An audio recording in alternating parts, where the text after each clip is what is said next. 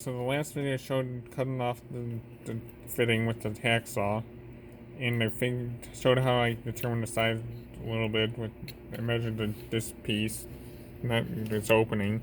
It was 1 7/8. I got an 1 7/8 hole saw here. I used a different drill because the other one was too tall and big. It causing me fits. So then I started pretty slow. Just gotta kind of start pretty slow, just enough to get the motor moving. It's plastic, so it doesn't take a whole lot. And then you just kind of angle it around a little bit till you get a good channel going. So now I'm going to try and record this for you. So as I blow through this rest of this thing. So I got my toss on that channel now. I press straight down. Go fairly slow. Right at first.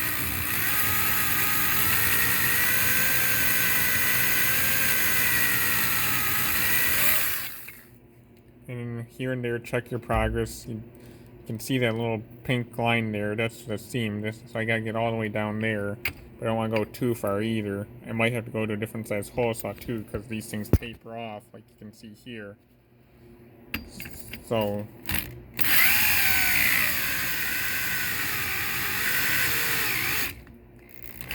and then here and there, you might have to take it out because it's gonna heat up if you go too fast too. So I'm doing this one-handed, so it's a little harder, but.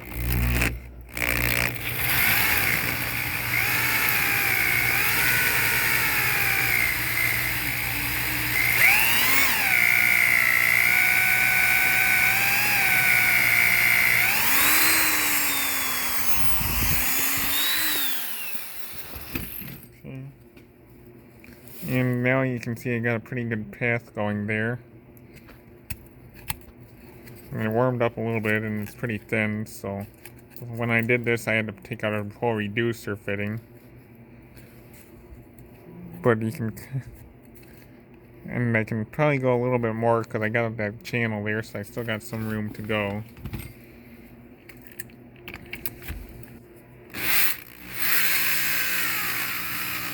gonna go real fast so I don't melt it or anything. I'm kind of close. And I'm doing this one-handed so I don't want to get hurt either. Like that.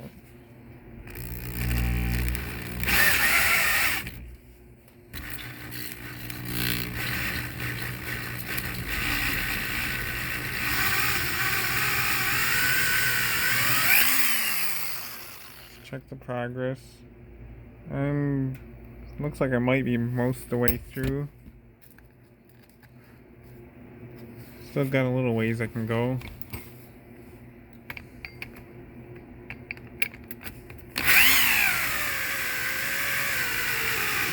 Maybe just rock it around a little bit, try and keep it centered though.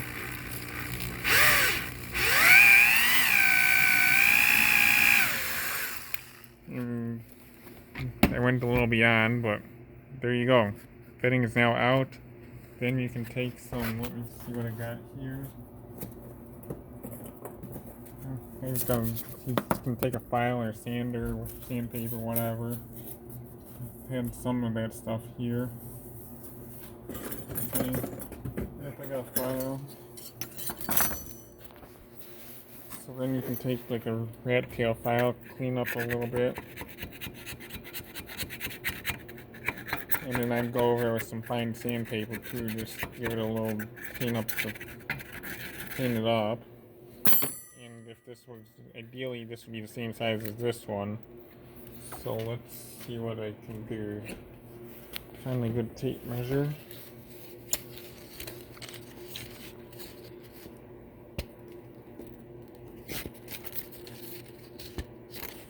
Okay. So here we have,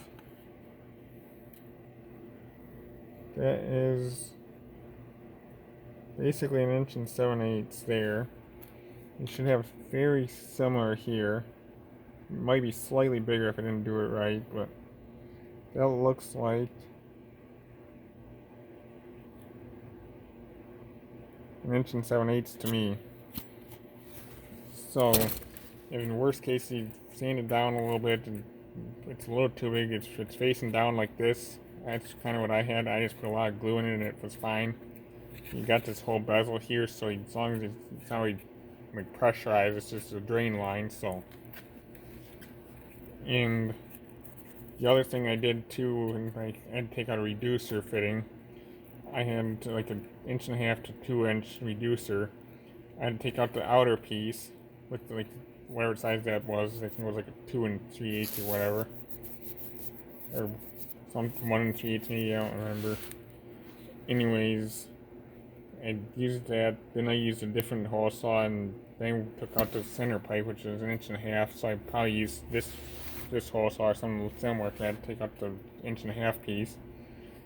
I might have been able to get the whole thing out, but it was so glued in there and stuff. I couldn't really get it all in one shot. I didn't think.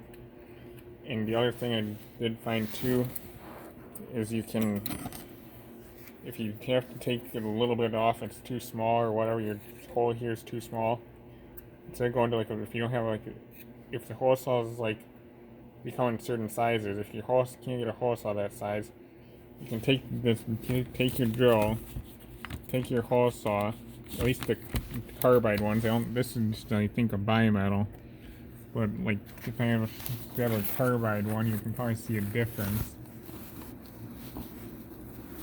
But like carbide one like this one, it's got like these little teeth on it.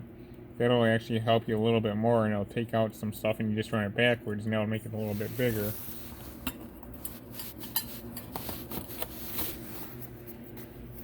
Or you could probably do the same with this bimetal one. Just flip the drill in reverse. Put your thing in, run it in reverse a little bit, go around, smooth it out as much as you need to.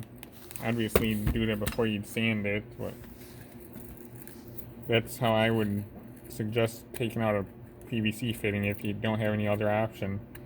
It seemed to work great for me.